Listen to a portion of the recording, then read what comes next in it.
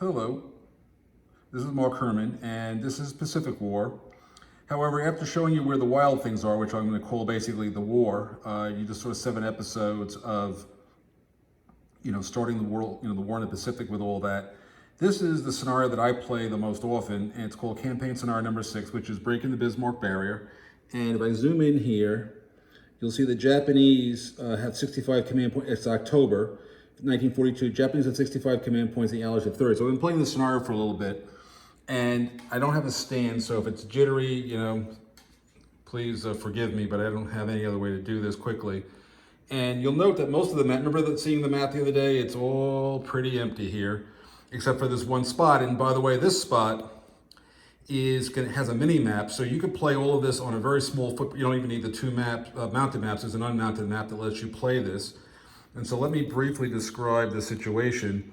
So this is in the middle of the first operation. It's a 3-week operation, by the way. The Japanese are trying to get back to Guadalcanal, and carriers and battleships left from Truk, and they took with them the 2nd Infantry Division, which went and met up with forces out of Rabaul, and it was a surprise. It turned out to be a surprise attack. So they basically were able to close on Guadalcanal, and there was basically the Japanese got back on the island, and you'll note that it's now occupied. Henderson Field is American because they took it early in, back in August, but now the Japanese have a major presence on the island, and there was battleship blasting the airfield and knocking the planes off of it. And so that helped things. And over here, Task Force 4 is the Japanese carrier Shikaku, Zukaku, and I think it's the Ryujo.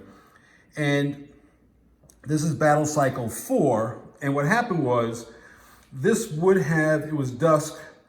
The Americans, closed in from coming up from Numia, coming up this way. You'll note that Japanese submarines kept looking for them, but they didn't find them. There wasn't enough submarines. But the patrol area was looking for the American carriers. And the Japanese chose to use their once per operation, push from dusk into morning. So they basically were able to control the timing once. You can always, when you're the operation player, you can control the timing either in the first operation cycle or once during the operation, you can push it to control the timing of something. So there's a day, so it became morning, and the Japanese detected the American carriers, and the American carriers failed to detect the Japanese, which has happened, like the battles Santa Cruz Islands. And so this airstrike went in. So they launched this airstrike. You'll note that the Americans' cap came up. They detected this, and they were L2s, and these two units exchanged and each gave each other 3 hits. So it was a pretty bloody air battle, and that means that this Japanese unit aborted. The flak then accounted for another step of Japanese planes. So now they've lost 4 steps. However, this one lone air unit gets the bomb, and it went after the Saratoga, and both scored a 0. It rolled a 0 basically, got 4 hits, and then after the 4 hits, it got a critical hit, got another hit. And so the Saratoga, which was here, was crippled. And so that's not good. And then the Japanese searched for it when they tried to withdraw. And luckily the Japanese didn't find it because there's a special die roll modifier if you're going after a crippled ship. And at this point, the 2 forces disengaged, and that was the end of the battle. So it turned out to be, and the ground battle, the Marines held.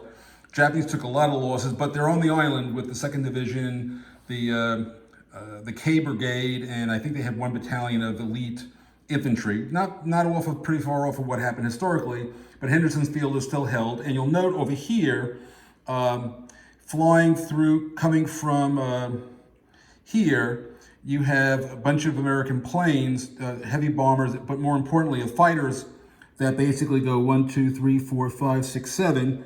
And so Henderson Field at the end of the battle will have planes back on it again, and that's very much how this campaign went. So that's the end of the first operation. It was a 3-week operation of October 1942, and there'll be another operation the Japanese will probably be kicking on. There's still more command points, so there'll be another operation, but it gives you a sense of what the kind of scenarios that you would actually play with Pacific War. Again, I apologize for the jittering, but it's just me standing here and talking, so hopefully it's not too bad. Anyway, signing off.